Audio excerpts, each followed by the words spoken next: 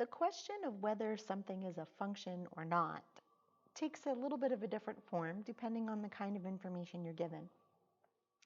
But basically, we have to know what makes a relation a function. So a relation is a function if each input has exactly one output. In other words, something is a function if when I plug a number in, I know that there will only be one number that comes out. There can't be two different numbers coming out.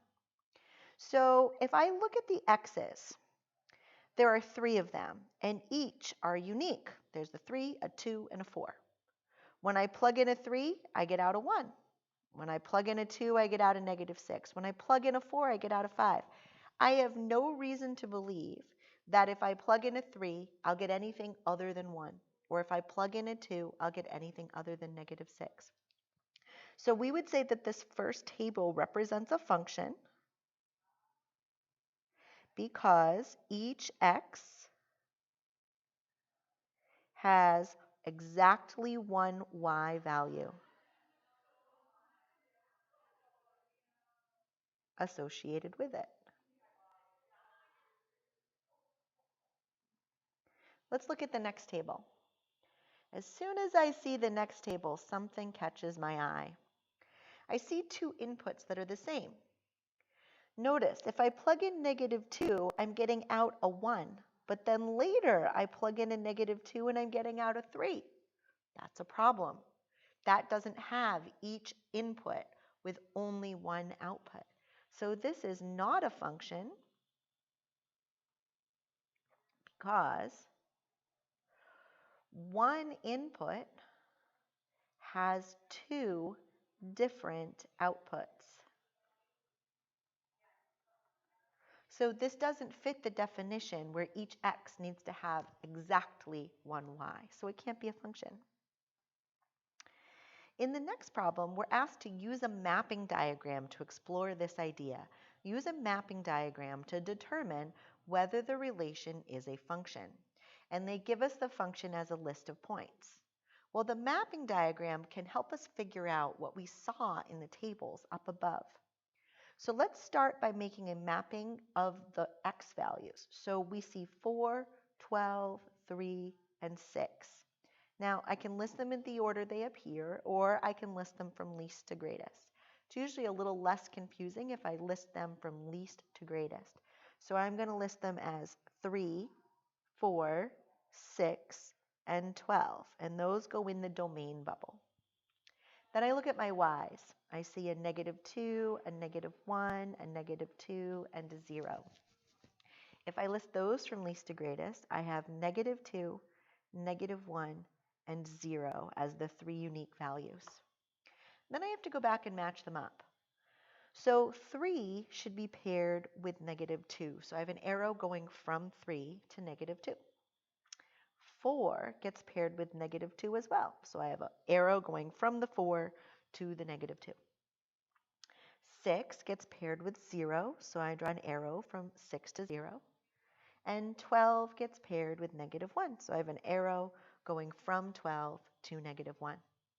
And then I use this mapping diagram to see, does each x have exactly one y?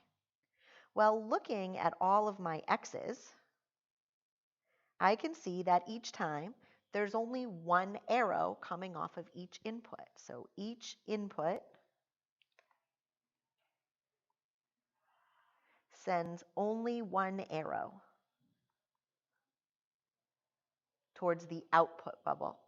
So each x has exactly one y. And we can say this is a function because each x has exactly one y.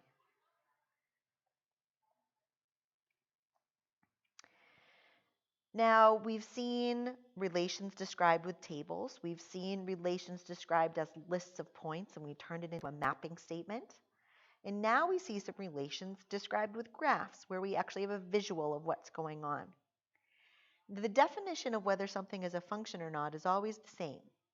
But when we have a graph, there's a special way that we can test for it using something called the vertical line test.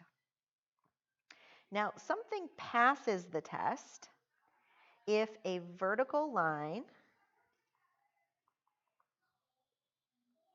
only intersects the graph once. Now, that means any vertical line you might choose to draw. So if I look at that first graph, that parabola, the U-shaped graph opening down, no matter where I might choose to make a vertical line, I'm not going to hit the graph in more than one place with any particular vertical line. So this one passes the test and is a function. Now the middle graph, if I draw a vertical line through the first point, that passes the test. And a vertical line through the second point passes the test. But when I go to draw a vertical line, the next time I hit 2 points, that fails the vertical line test. This is not a function. Now let's think about why it fails the vertical line test. If I had to guess at what these coordinates were, this looks like maybe it's around 2, -1, and this looks like it might be about 2, 4. Notice, those 2 points have the same input. We've got an input of 2 being matched up with both an output of 4 and an output of -1.